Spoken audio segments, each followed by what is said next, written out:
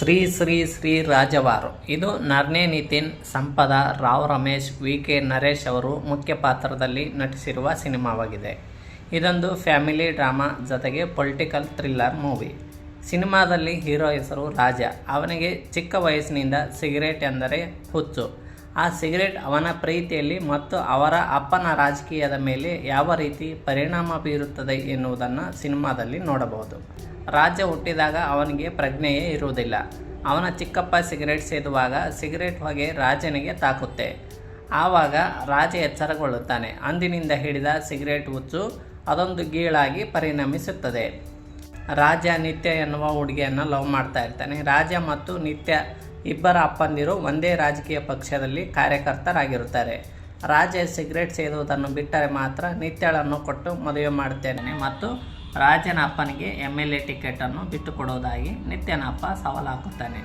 ಆ ಸವಾಲನ್ನು ಗೆಲ್ಲಲು ರಾಜ ಏನೆಲ್ಲ ಪ್ರಯತ್ನ ಮಾಡ್ತಾನೆ ಎನ್ನುವುದು ಸಿನಿಮಾದ ಆನ್ಲೈನ್ ಸ್ಟೋರಿಯಾಗಿದೆ.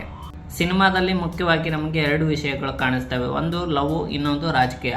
ಲವ್ ಸ್ಟೋರಿಯನ್ನು ತುಂಬ ಚೆನ್ನಾಗಿ ಬಿಲ್ಡ್ ಮಾಡಿದ್ದಾರೆ. ಇನ್ನು ರಾಜಕೀಯದ ವಿಷಯಕ್ಕೆ ಬರೋದಾದರೆ, ಇಬ್ಬರು ಸ್ನೇಹಿತರು ಒಂದೇ ಪಕ್ಷದಲ್ಲಿದ್ದುಕೊಂಡು ರಾಜಕೀಯ ಮಾಡುವುದು, ಟಿಕೆಟ್ ವಿಷಯಕ್ಕೆ ಜಗಳ ಆಡುವುದನ್ನು ತೋರಿಸಿದ್ದಾರೆ. ರಾವ್ ರಮೇಶ್ ಮತ್ತು ವಿ.ಕೆ. ನರೇಶ್ ಅವರು ಸ್ನೇಹಿತರು ಮತ್ತು ರಾಜಕಾರಣಿಗಳಾಗಿ ತಮ್ಮ ಪಾತ್ರವನ್ನು ಚೆನ್ನಾಗಿ ನಿರ್ವಹಿಸಿದ್ದಾರೆ.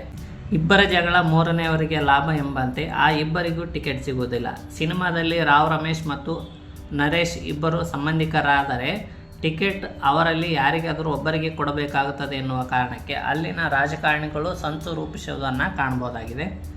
ಸಿನಿಮಾದ ಕ್ಲೈಮ್ಯಾಕ್ಸ್ ತುಂಬ ಇಂಟ್ರೆಸ್ಟಿಂಗ್ ಆಗಿದೆ. ಕೊನೆಯಲ್ಲಿ ರಾಜ ಸಿಗರೇಟ್ ಸೇದುವುದು ಬಿಡುತ್ತಾನೆ. ನಿತ್ಯ ಮತ್ತು ರಾಜ ಹೊಂದಾಗುವ ಮೂಲಕ ಹ್ಯಾಪಿ ಎಂಡಿಂಗ್ ಆಗುತ್ತೆ.